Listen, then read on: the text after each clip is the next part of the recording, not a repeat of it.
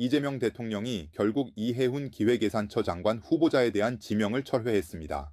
통합과 실용을 기치로 내걸고 후보자를 낙점한 지 한 달여 만입니다. 당초 대통령은 청문회까지 지켜보자는 입장이었지만 갈수록 악화되는 여론이 발목을 잡았습니다. 각종 여론조사에서 부적합 의견이 적합 의견을 압도했고 무엇보다 정부의 핵심 지지층인 중도와 진보 진영이 대거 이탈하며 대통령 지지율까지 흔들린 것이 결정적 타격이 됐습니다. 24일 새벽까지 이어진 청문회는 해명이 아닌 의혹의 재확인장이었습니다. 보좌진 갑질 논란과 부동산 투기 의혹에 이어 장남의 대학 특혜 의혹까지 더해지자 여당 내에서조차 국민 눈높이에 맞지 않는다는 손절 기류가 뚜렷해졌습니다. 청와대는 자진 사퇴라는 모양새 대신 지명 철회라는 강수를 택했습니다. 이는 인사 실패를 정면으로 돌파하고 민심을 수용하겠다는 대통령의 강력한 의지를 표명한 것으로 풀이됩니다.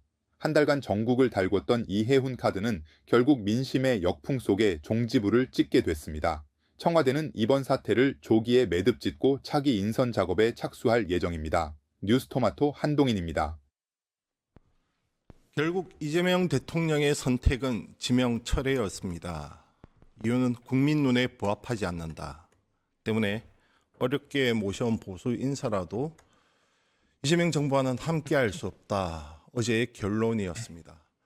앞서 지난주 금요일 어렵사리 열렸던 이해훈 기획예산처 장관 후보자에 대한 국회 인사청문회 또한 국민의힘은 물론 민주당마저 엄호 대신 질타가 이어졌습니다. 때문에 이 대통령이 결단을 빨리 하지 않았나 이런 생각입니다. 관련해서 김성환 시사평론가 그리고 박주영 뉴스토마토 기자와 이야기 나눠보겠습니다. 두 분 안녕하세요. 안녕하세요. 안녕하십니까. 박 기자 또 보네요. 네.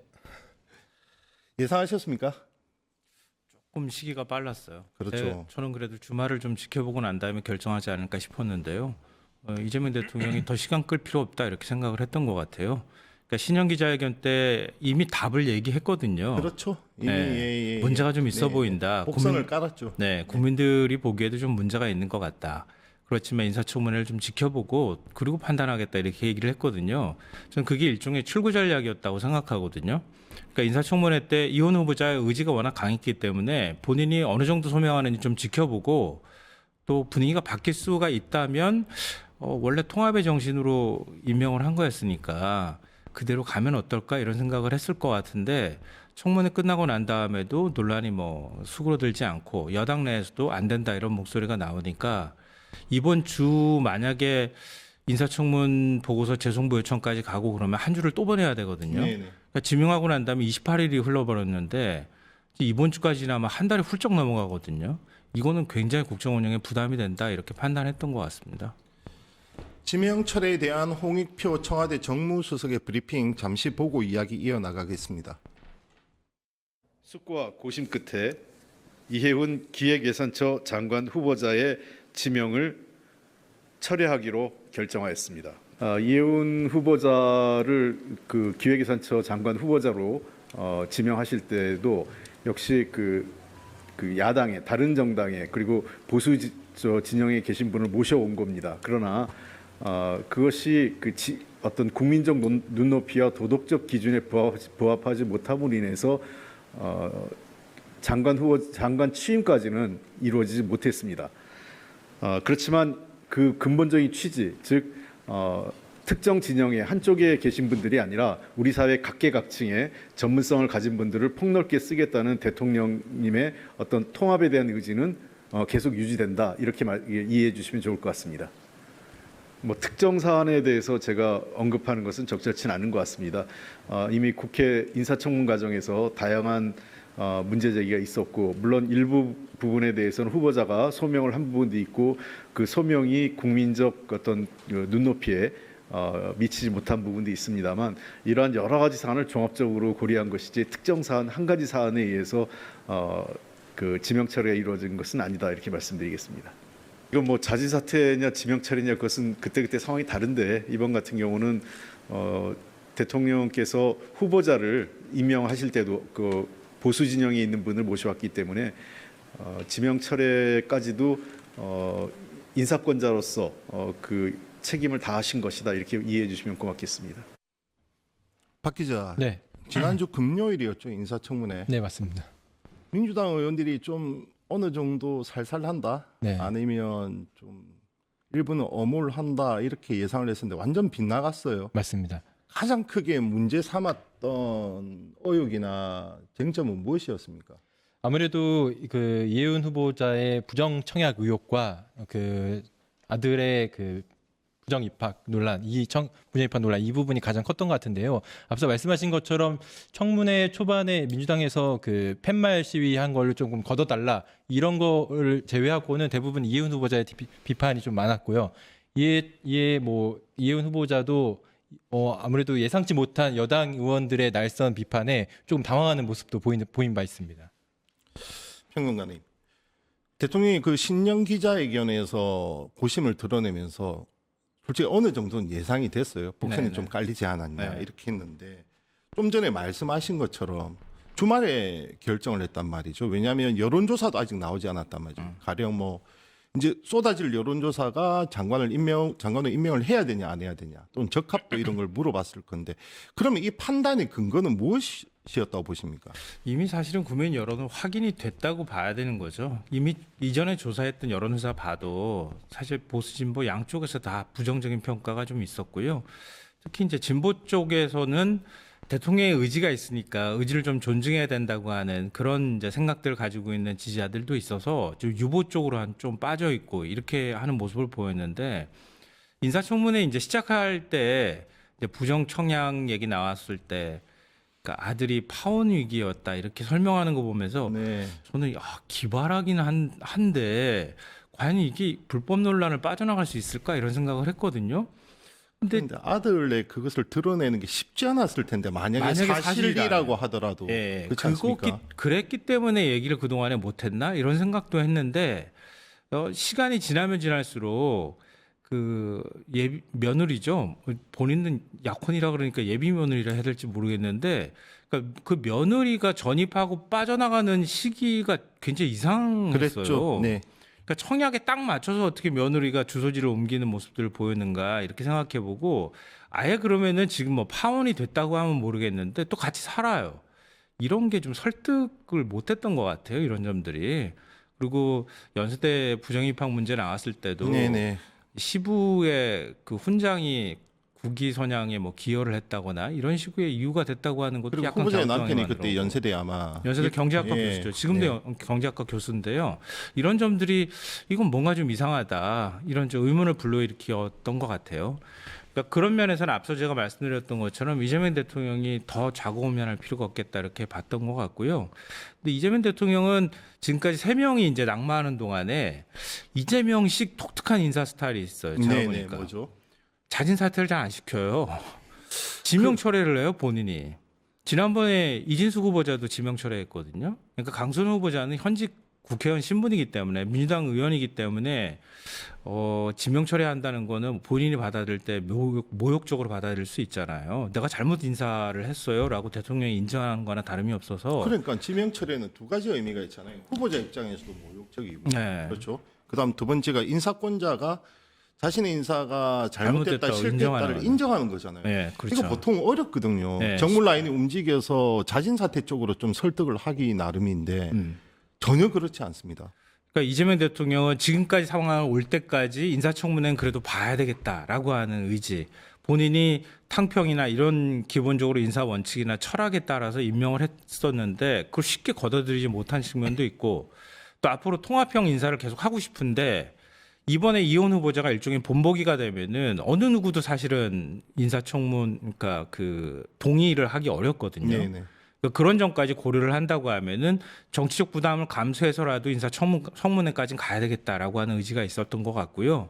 인사청문회 보고 난 다음에도 어떻게 해야 될까 뭐 고민을 했겠지만 떳떳하게 내가 그냥 지명 철회하는 게 낫겠다. 물론 이혼 후보자가 스스로 자진 사퇴를 잘 안 했을 것 같긴 해요. 스타일로 봐도 그렇긴 해도 결국은 인사권자가 나 지명 철회하려고 하는데 당신이 사퇴하시오 이렇게 얘기할 때 그걸 어떻게 거부할 수 있겠습니까? 그런데 이재명 대통령 그냥 지명 철회를 해버린단 말이에요. 그러니까 좀 그런 면에 있어서는 책임을 굳이 회피하지 않겠다는 의사표시도 했던 것 같아요. 그러니까 그게 이재명 대통령식 인사 스타일인 것 같습니다. 그래서 저는 앞으로 이런 인사 할 수 있을까 이런 이제 의문을 갖잖아요. 또 아마 당분간은 어려울 거야 이렇게 얘기를 하는데 도전을 계속 할 것 같아요. 저는 이런 그 식의. 문제는 예 네. 조금 더 있다 하고 그러면 이재명 대통령이 지금 국정 운영 지지율이 50% 후반대에서 60% 초반대까지 나오고 있는데 이번 일로 인해서 좀 타격을 받을까요? 아니면 타격이 거의 없을 걸로 보이십니까? 저는 그게 큰 타격이 없을 것 같아요. 이미 반영이 다 돼 있다고 보이고요. 만약에 이게 부정적 여론을 끼치는 상황까지 간다고 하면은 진즉에 사실 여론조사에 반영이 됐어야죠. 많이 됐어야죠. 네네. 보통 예전의 경우에는 이전 정권들 보면 이렇게 해가지고 인사청문회가 시끄럽게 계속 지속이 된다고 하면 대통령한테 굉장히 큰 부담이 되고 지지율도 떨어지거든요. 근데 그게 크게 영향을 안 미치는 걸 우리가 이미 확인했기 때문에, 그러니까 그 앞으로도 뭐 크게 영향은 없을 것 같아요. 다른 여러 가지 복합적인 요인들이 지금 있는 상황이기 때문에. 근데 그렇긴 하더라도 지금 민주당이 통합 논의 때문에 굉장히 좀 시끄러운 상황인데 네. 이곳까지도 얹어지거나, 물론 이제 이건 결과적인 얘기입니다만 이해찬 총리 네. 별세 문제도 끼어 있는데 계속 이렇게 시끄럽게 간다고 하는 건 굉장히 부담이 될 수 있거든요. 이슈를 잡아먹을 가능성이 있어요. 그래서 저는 시기상으로 봤을 때 빨리 결단한 건 오히려 잘한 것 같다라는 생각이 듭니다. 박 기자. 네. 어제 지명철의 소식이 전해진 직후 네. 민주당 의원들은 어떤 반응을 보였습니까? 사실 어제 민주당 쪽에서는 국민의힘과의 재경이 그 일정 청문 보고서 채택에 위한 회의 일정을 잡으려고 계획하던 중이었는데 생각보다 빠르게 청와대에서 그 지명 철회 결정을 내면서 좀 당황하는 분위기였습니다. 어제 오전 11시 조승래 사무총장 간담회에서만 해도 조승래 사무총장이 현재 여야가 그 청문 보고서 채택을 위한 계획 일정을 협의 중에 있다. 아직 뭐 결정난 거 없다. 좀 더 이번 주 중을 좀 지켜봐야 한다라고 해서 이번 주 중에 계속 기나긴 뭐 청문 보고서 채택을 둘러싼 기나긴 좀 협상 등이 오가지 않을까 했는데 결과적으로 그 이후에 바로 그 홍익표 정무수석이 직접 지명 처리를 발표했거든요. 이 부분에 대해서 당내에서는 역시 뭐 이재명 대통령이 앞서 말씀하신 것처럼 복선이 됐다고 하셨는데 앞서 그 기자회견 때 말한 언급을 한 게 그 부분이 좀 크게 작용하지 않았나 이렇게 보고 있습니다.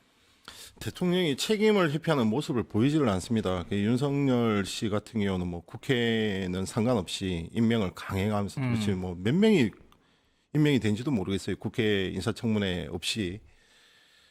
자, 그런데 지금 보수 이쪽으로의 통합, 확장, 실용 이것이 인사 기조인 것인데 그렇죠. 이걸로 좀 막히지 않을까 이런 우려도 있습니다. 이렇게 되면 누가 더 이상 이번에 상처는 이혜원 후보자만 다 입은 건 사실이죠. 자신의 모든 치부가 다 드러났고 네. 이제 보수 쪽으로부터도 버림을 받게 됐고 진보 쪽 민주당 쪽에도 더 이상 좀 어렵지 않을까. 물론 모르겠습니다. 나중에 공기업이나 이럴 쪽은 모르겠지만 그럼 향후 포용을 함에 있어서 함께할 보수 인사들이 있을까? 이 부분은 어떻게 보세요? 이게 참 쉽지 않은 문제일 거예요. 이재명 대통령이 한번 아뜨거 한 거잖아요. 나도 이럴 줄 몰랐다 이렇게 얘기를 하잖아요. 그러니까 국민의힘이 굉장히 저렇게 극렬하게 저항하는 거는 뭐 어느 정도는 예상할 수 있었다고 보이는데 민주당 내부에서조차 이렇게 반발이 심했다고 하는 거는 대통령의 고심이 앞으로 깊어질 수밖에 없을 거다라는 생각이 들어요. 근데 이 통합의 원칙을 제시해야 된다 이런 얘기를 굉장히 많이 하잖아요. 그러니까 민주당에서 제일 먼저 반발이 터져 나온 게 계엄과 그다음에 탄핵에 대해서 계엄을 비판하지도 제대로 못했고 탄핵 반대 목소리를 계속 내왔던 인사였다. 이런 점들이 제일 크게 작용을 하는 거잖아요. 내란 청산을 외치고 있는 사이에 통합이라고 하더라도 그 정도 인사를 과연 써야 할 필요가 있겠느냐 이런 문제이기 때문에 앞으로 인사를 쓸 때 그게 일종의 기준이 될 가능성이 있다고 보여요. 그러니까 적극적으로 탄핵에 반대하거나 이런 목소리를 냈던 보수 인사는 좀 배제하려고 하지 않을까 싶고요. 네네. 사실은 전 이혜원 후보자도 이재명 대통령 입장에서는 친유승민계였고 당내에서는 그래야 지금은 사이가 안 좋습니다. 네. 그러니까 그래도 온건한 목소리를 내왔던 인사라고 하는 점을 굉장히 인상 깊게 봤다고 봐요. 그게 일종의 인사 기준이었었다고 생각하거든요. 네네. 근데 이렇게까지 나오니까 앞으로 그런 부분에 있어서 원칙은 좀 세우려고 하지 않을까 싶어요. 근데 바로 뭐 기획예산처 장관 후보자를 또 보수 인사를 임명하는 거는 너무 무리한 거고 좀 자기적이기도 하고 당내에서도 비판의 목소리가 나올 수 있기 때문에 이건 좀 그 다음 인사는 저는 좀 인사 물망에 오르고 인사 검증 작업은 아마 그동안 했었을 거라고 봐요. 그러니까 너무 길지 않은 시간에 새로운 인사를 발표하더라도 기획예산처 장관 후보자는 가급적이면은 중도 진보 쪽에서 좀 찾을 가능성이 있지 않을까 그렇게 예상합니다. 해수부 장관은 어떻습니까? 그 해수부 장관 원래 보수 쪽에서 원래 먼저 찾으려고 했던 것 같은데 거기는 아니, 근데 부산 출신 인사 출신을 딱 꼭 집어서 네, 얘기를 부산 했단 출신을 얘기했기 때문에 네. 부산에서 찾으려고 할 것 같아요. 계속 찾으려고 하는데 아마 그것도 인사 누구를 찾기가 참 쉽지 않은 상황이잖아요. 부산에서 찾는다 하더라도 그러니까 그것도 참 고민이 많을 것 같긴 하거든요. 근데 하나의 인사를 또 다른 인사로 덮는다고 하는 게 그렇게 쉬운 일은 아니었기 때문에 네, 아마 네. 발표를 못했을 것 같은데 네. 만약에 한다고 하면 분위기를 좀 바꿀 필요가 있으니까 기획예산처 장관 후보자하고 같이 동시에 발표를 하든 아니면 해수부를 먼저 발표하고 기획예산처 장관 후보자를 발표하든 이런 순서로 가지 않을까 싶어요. 마지막인데 이거는 안 여쭤볼 수가 없네요. 민주당과 조국혁신당과의 합당 이 주제는 좀 벗어났지만 지금 당내 갈등이 도저히 진정될 기미를 보이지 않습니다. 지지층끼리도 지지자들끼리도 지금 싸움이 붙었고 각가지 배경을 놓고 이여심까지 더해지고 있는 상황이고 여기에 뭐 김어준까지 다 끌어들이면서 지금 상황이 커졌어요. 어떻게 전개될 걸로 보이십니까? 전 처음 통합하겠다고 선언했을 때 뭐 당내 의견을 듣겠다고 하는 것도 합칩시다 이렇게 나올 때 좀 놀라긴 했어요. 근데 통합 논의를 또 그렇다고 당내에서 다 공론화 시켜가지고 하기에도 굉장히 부담스러웠기 때문에 당대표 결단도 좀 필요하지 않았을까 이렇게 생각했거든요. 근데 그렇게 생각하는 거에 가장 큰 기준이라고 해야 될까? 그거는 최소한 이재명 대통령하고 상당 수준의 교감이나 공감이 있었지 않았을까 하는 그 정도 믿음이 있었기 때문에 그렇게 얘기를 했던 건데 네네. 지금 나오는 얘기를 보면 그게 아닌 것 같아요. 보니까 네네네. 도대체 이렇게 큰 일을 물론 대통령하고 다 상의했다고 하는 것도 문제지만 항의를 그렇게 했어도 또 대통령이 네, 말은 여기에 못하겠지만 개입하기가 힘들겠죠. 우상호 전 당근데. 정무수석 얘기를 들어보면 우상호 전 정무수석이 아웃사이더인가? 그런 생각이 들 정도로 논의가 없었다고 지금 전 정무수석이 대놓고 얘기할 정도면 이거는 최소한 그래도 뭔가 사인이 오고 가지는 않았던 것 같아요. 그걸 보면서 정청래 대표의 소통 방식이 여기서도 문제구나 하는 걸 다시 깨닫게 돼요. 이전에 청와대하고 엇박자 논란이었을 때도 그렇고 법사위원들이 먼저 막 앞질러서 나가가지고 나중에 뒷수습을 하느라고 의원총회에서 법안을 바꾸는 모습들을 보면서 당대표가 의원들하고 소통을 잘 안 하는구나 그 생각을 했거든요. 근데 이번 문제에 있어서도 마찬가지인 것 같아요. 정 대표가 너무 좀 이런 표현이 맞는지 모르지만 독구다이로 혼자 살아서 그런가? 너무 이렇게 혼자서 결정하려고 하는 것 같아요. 몇 명 의원들하고만 소통을 하고. 그러고 나니까 문제는 이제 던져놓고 좀 며칠 시끄럽더라도 좀 이렇게 수렴이 되는 현상으로 갈 줄 알았더니 그게 아니라 수습이 오히려 안 더 돼요. 커지는 네. 상황까지 네. 온 것 같아요. 근데 정청래 대표 스타일로 봐서는 이거 고할 것 같아요.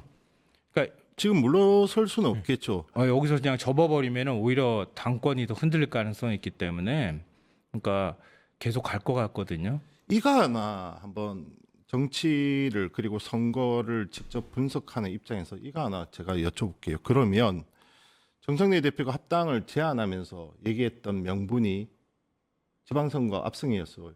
그러면 과연 다른 지역 제쳐두고 서울과 부산에서 조국혁신당과의 합당이 지방선거에 있어서 시너지를 발휘할 것이냐 오히려 마이너스가 될 것이냐 어떻게 보십니까? 서울하고 부산은 좀 다른 것 같아요. 네네. 부산은 조국혁신당에 상대적으로 호의적이에요.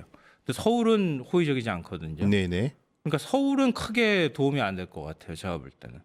근데 부산의 경우는 조금 도움이 되지 않을까? 그런 생각이 들어요. 그리고 조국 대표가 과연 어디로 출마할 것인가 이것도 좀 영향을 미칠 것 같고요. 만약에 국회의원 선거로 지금 이제 국회의원 선거 쪽으로 간다고 얘기를 하잖아요. 보궐선거로. 근데 그렇게 가면 또 모르겠는데 만약에 진짜 부산시장으로 나가겠다고 덤비면 어쩌나?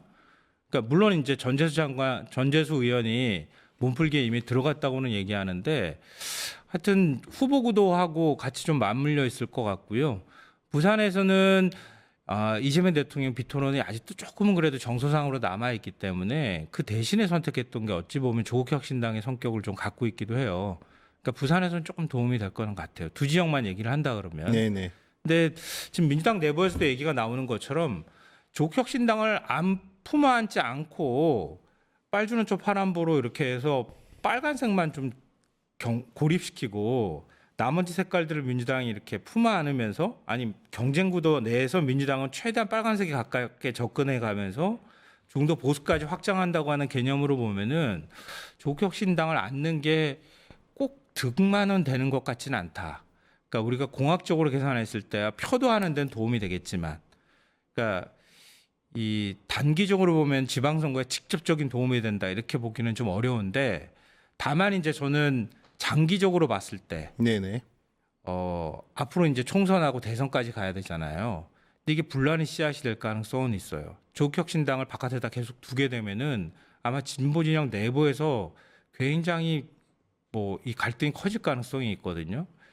그런 면에서는 서로 간에 상처가 되는 일들을 벌일 가능성이 이제 높기 때문에 그런 거 싹을 좀 없앤다고 하는 차원에서는 통합도 필요하다 이렇게 보는데, 다만 지금 이제 반발하는 쪽에서도 그런 거잖아요. 왜 이 타이밍이야? 네네. 왜 이 시점이야? 그리고 왜 이런 방식으로 문제를 끌고 가? 이게 제일 큰 문제이기 때문에 통합 자체를 반대하는 것 같지는 않거든요.